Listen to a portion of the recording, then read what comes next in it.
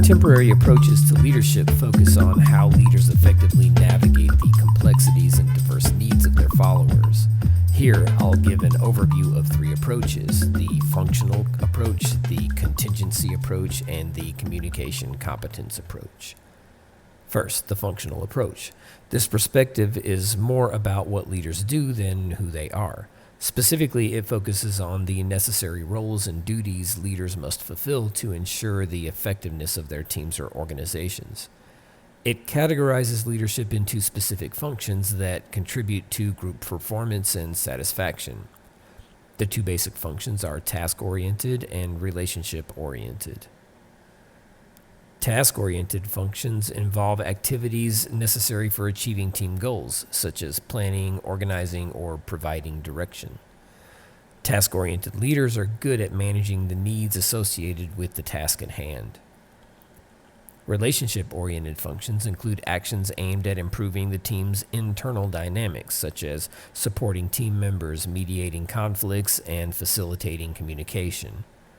Relationship-oriented leaders are good at managing relational needs that influence group cohesion, which can affect overall group performance. The functional approach suggests that effective leadership can be learned and developed as individuals understand and perform these essential functions. That is, leaders can learn to be better planners, become more organized, and develop the ability to teach others. They can also learn how to be supportive and how to maintain a positive group atmosphere. Second, the contingency approach. This perspective posits that there is no single best way to lead a team or organization. Instead, the effectiveness of a leadership style is contingent upon the internal and external environment. Factors such as the nature of a task, the organizational culture, the skills and relationships of the workforce, and other situational factors can influence what leadership style will be most effective. There are two main contingency approaches that, interestingly, disagree about how leaders ought to behave.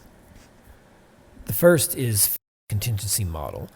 This suggests that rather than asking the leader to change their style based on a situation at hand, leaders should be matched with followers and situations based on the leader's natural or innate leadership style. The other one is situational leadership theory, which proposes that leaders should adapt their style based on the maturity level of the followers. This is highly focused on the degree to which followers are prepared, competent, and committed to the task at hand. So rather than sticking to some presumed innate leadership style, leaders are expected to adapt their style to the needs of their followers and to the situation as it changes over time. Third, the communication competence approach. This approach emphasizes the importance of effective communication in leadership. It assumes that the ability to communicate clearly, charismatically, and empathetically is crucial for effective leadership. Leaders with high communication competence are better equipped to build relationships, resolve conflicts, inspire and motivate their teams, and navigate the complex spectrum of group interactions.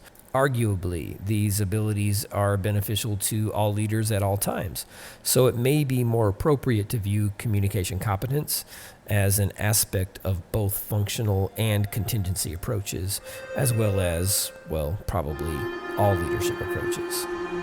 Thanks for listening.